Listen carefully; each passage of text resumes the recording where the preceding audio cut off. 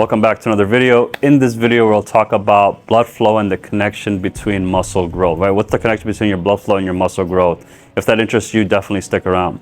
So, as you saw in the prior video, we talk about blood flow. We talk about the fundamentals of blood flow, right? It could be a lot of things to a lot of different people, but for Alpha's sake, it's just a simple concept of making sure that our blood highway system is able to go and operate as expected without any blockages. Think of the highway that you take to go to work, to school, wherever you go. You know, if there's traffic jams, what ends up happening, right? You don't really get the benefit. You're stuck in traffic. It's almost like mind numbing, almost killing you. Same concept to your body. If you have any restrictions anywhere in your body, you're not gonna get enough blood flow there, and that area is eventually gonna be dying slowly. Think of people that have distended veins in their foot or their leg, they have lymphedema, it's just swollen. Guess what? Not enough proper blood flow. Now, with you though, you want to think about muscle growth. You come to the gym every single day, or whenever you do come, you hit the weights and you're realizing, you know, you're not developing as you should. Something's like stuck.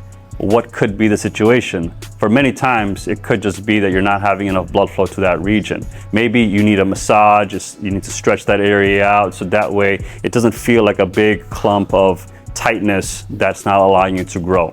And so it's important to understand what blood flow is, and then from there we'll talk about what muscle is and how we can tie it all together at the rest of the video. So blood flow again, what is it? It's actually blood. Blood is what? Blood is it's a concoction of not only your red blood cells, but also the nutrients and the byproducts of your normal metabolism throughout your day. And it's going into your blood throughout this major highway that goes 5 liters per minute. Like literally the cycle goes from the heart to your head, to the rest of your body, comes back to your heart, to your head. The lungs and the heart are working nonstop. The lungs, as you saw in the prior videos, brings in all the oxygen from the environment. Then your heart is able to take all that oxygen within the blood cells, then disseminate it and propagate it out there your whole body, so that all the different cells of your body can then go ahead and take that, use it for fuel, and then whatever byproducts they have, they can put it back into the blood, and then it'll get filtered out into your kidneys or whatever other organs that are responsible for filtration,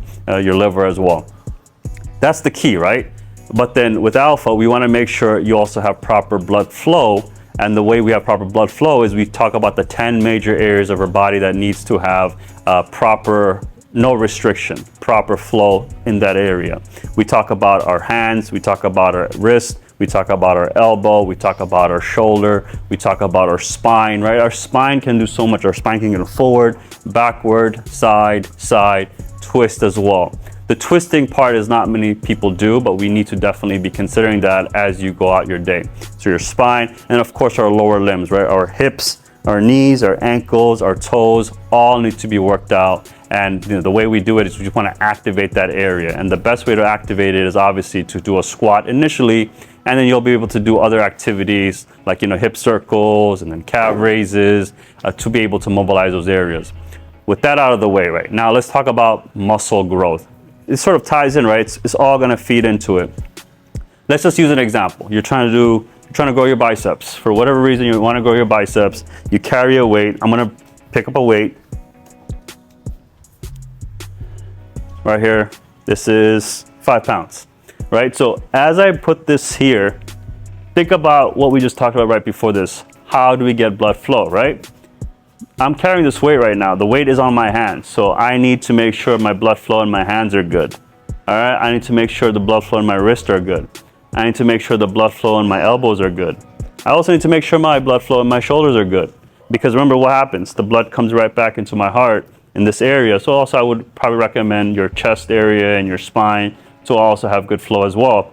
So now the motion of me building my bicep is going to require me to contract this big guy so I can rip the muscle, and then eventually it'll grow after metabolism and all that good stuff. But this motion right here, right? This motion right here is requiring me to make sure I'm contracting, right? I'm putting pressure on this 5 pounds. So it's getting tight, right? It's constricted now. But the moment I stop, what happens, right? I'm pink again, my hands are pink again, I'm gonna be able to get blood flow back into my bicep. If I was restricted, guess what? I will not be able to get the blood flow that I need at the given time. So we just slow down the process. And it also depends on how old you are, right? The younger you are, the more ability for you to recover faster. But the older you get, you know, there's so much that has happened throughout time, right? Think about it from a perspective of like you're on the beach. You know, you're on the beach, you have the sand, and you see the waves. You know, the waves will come and go, but then eventually the sand keeps getting pushed more and more inwards, and it's called sedimentation. Same concept happens to your body. So as you live your life, your body starts calcifying into the morphologies that you spend a lot of time doing. So if you're sitting all day, you're hunched over, whatever motion that you prefer to do, that motion will eventually, you know, become your lifestyle, become a version of you that either you want or you don't want. Like this version that you're seeing right here is me, what I created over the last 4 years or 3.5 years. And then the version you have right now, when you look in the mirror, that's the version that you created for yourself, whatever time that you did do it. So I want to make sure that concept is in your mind, right? So like when I did that bicep exercise, guess what? Now that I have proper blood flow and I do the exercise, you're going to realize you're probably going to get a good solid 10 to 15 to 20, even 30% jump in your ability to lift more weight, because that's the holy grail, right? You have to give it progressive overload for you to actually grow a muscle. And the only way you'll be able to grow the muscle is to rip the muscle to be able to carry that weight. And so it all ties in, right? It's a continuum of if you did that, then that will occur. And if that happens, then that will occur. And it'll just go back and forth, which is amazing. So with that being said, guys, hopefully that made sense to you. We want to tie in blood flow. We want to tie in muscle growth and how they all work together. If you found any value in the video, of course, give me a like, letting me know you liked the video.